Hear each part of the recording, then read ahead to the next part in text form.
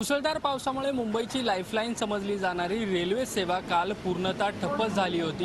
मात्र आज रेल्वे सेवा जी आहे ती हळूहळू पूर्वपदावरती येताना आपल्याला पाहायला मिळते। मध्यरात्रीपासूनच रेल्वे ट्रॅकवर जे पाणी साचलं होतं त्याचा निचरा झाल्यामुळे रेल्वे सेवा जी आहे ती हळूहळू पूर्वपदावरती येताना आपल्याला पाहायला मिळते। यावेळी मी वेस्टर्न रेल्वे जे आहे त्याच्या एल्फिस्टन रेल्वे स्थानकावरती आहे। तिथे जर आपण बघितलं तर आपल्याला पाहायला मिळेल की काल ज्या चाकरमान्यांना रेल्वे सेवेचा बंद असल्यामुळे फटका बसला होता ते चाकरमानी आज जे आहेत त्यांच्या कामाच्या ठिकाणी गंतव्य ठिकाणी जाताना आपल्याला पाहायला मिळतात आहे।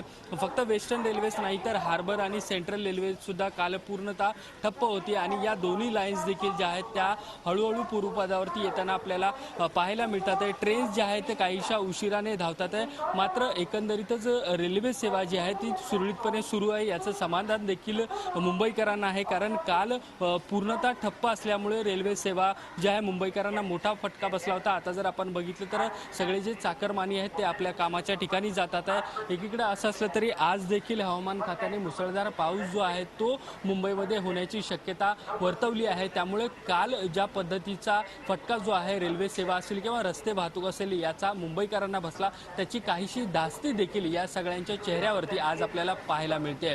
व्हिडिओ जर्नलिस्ट सुमेश भालेरावसह देवेंद्र कोलटकर, झी मीडिया, मुंबई। झी 24 तास रहा एक पाऊल पुढे।